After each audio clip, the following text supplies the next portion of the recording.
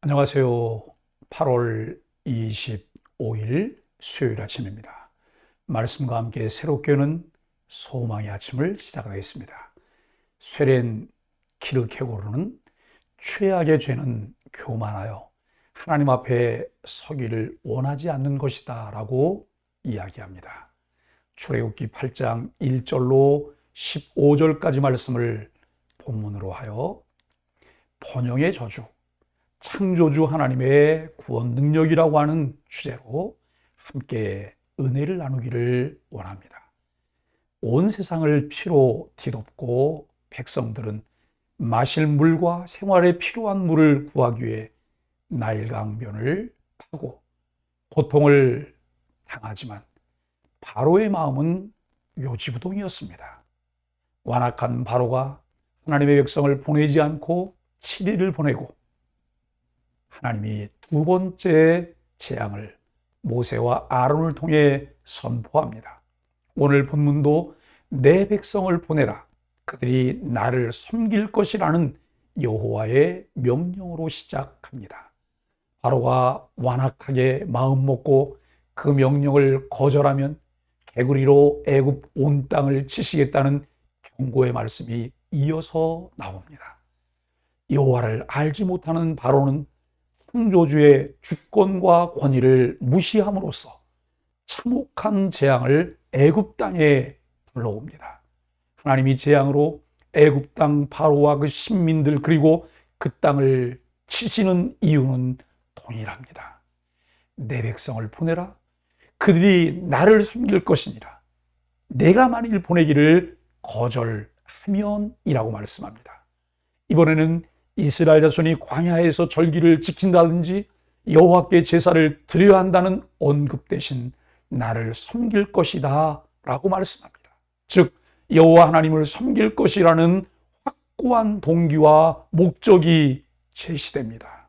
당시 히브리 백성은 바로가 부여한 고된 노동으로 바로를 섬기고 있었습니다. 아브라함과 이삭과 야곱에게 약속하셨던 그 언약을 기억하시는 신실하신 하나님께서는 그 약속대로 이스라엘을 예배 공동체로 부르십니다. 하나님의 명령은 내 백성에게 섬김을 받을 권리와 위치를 회복하겠다는 강력한 선언과도 같습니다. 내가 너의 온 땅을 치리라. 온 땅을 치시는 방법은 개구리로 온 땅을 치시겠다는 말씀입니다.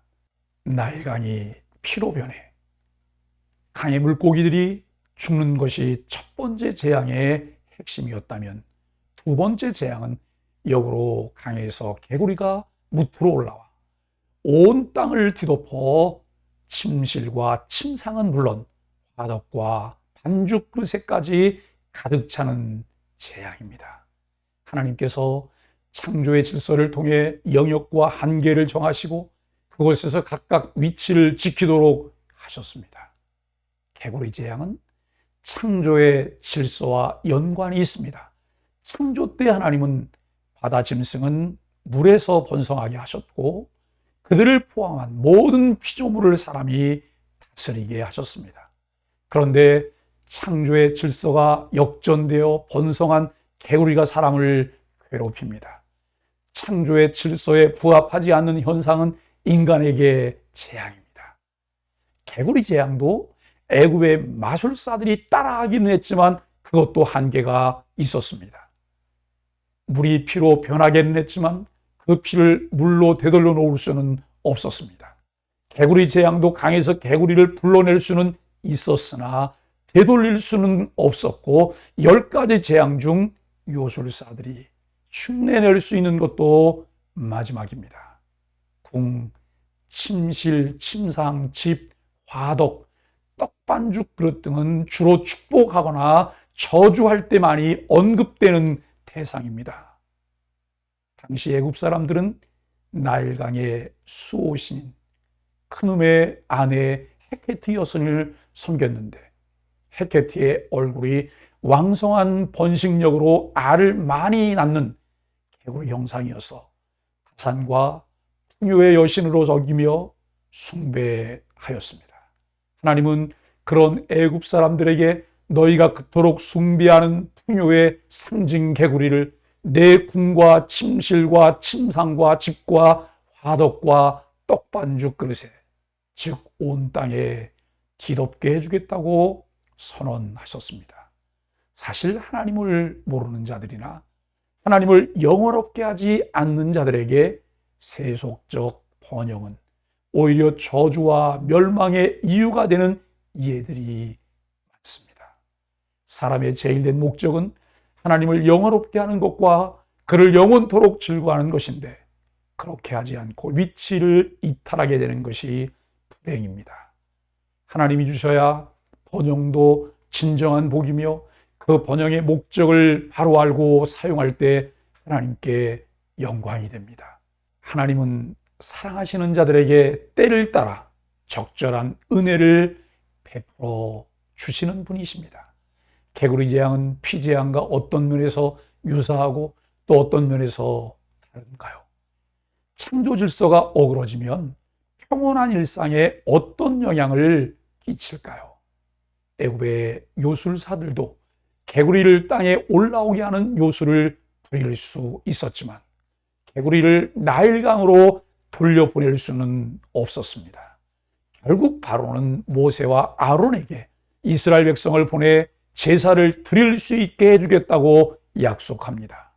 우리가 믿는 창조주 하나님은 온 땅의 개구리로 뒤덮으실 수도 있고 나일강에만 머물게 하실 수도 있는 주권자이심을 분명하게 알려주십니다.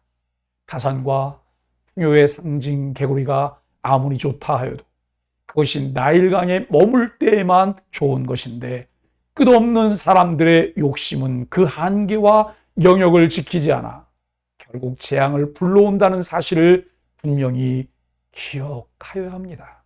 하나님은 두 번째 재앙을 통해 애굽 사람들이 다산과 풍요를 갈망해 개구리 여신을 섬긴 일이 얼마나 어리석은 것인지를 보여주셨습니다.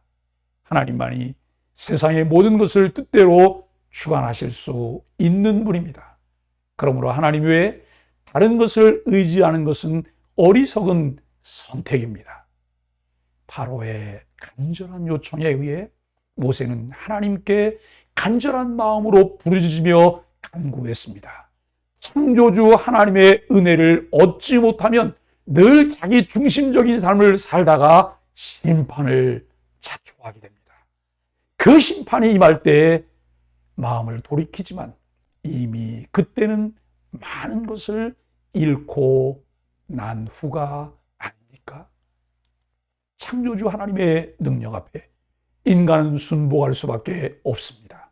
은혜를 입은 자는 늘 기쁨으로 자원하며 순종할 수 있어서 그것이 하나님과 더 친밀해지며 주신 복을 누릴 기회가 되지만, 은혜를 거부하는 자들은 자기 중심적으로 고집을 부리다가 심판을 당하게 됩니다.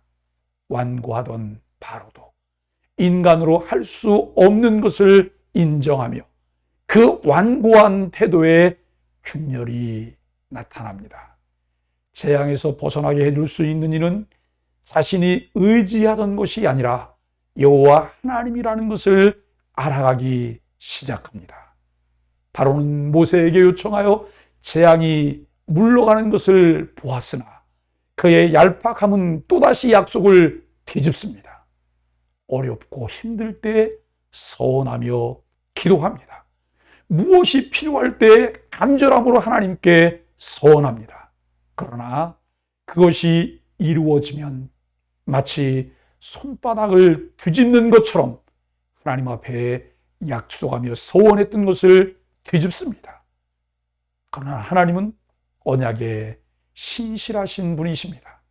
하나님이 주시는 은혜는 손해가 되어도 서원한 것은 반드시 지키는 자세를 갖게 합니다. 성도는 하나님의 은혜를 입은 것을 늘 기억하고 묵상하며 그 은혜 안에 머물며 감사하며 살아야 합니다. 바로는 자신의 부탁대로 개구리 문제가 해결되자 어떤 태도를 취했나요? 하나님의 능력을 경험하고도 쉽게 돌아서는 마음은 어떤 마음일까요? 풍요와 다산을 가져다주는 번영의 신으로 섬기던 죽은 개구리 무더기가 가져다 준 것은 악취였습니다. 바로가 개구리 재앙으로 얼마나 큰 압박과 스트레스를 받았는지 숨을 쉴 수 있게 되었다는 표현을 하게 됩니다. 죽을 뻔했다는 표현이 가장 적절한 표현입니다.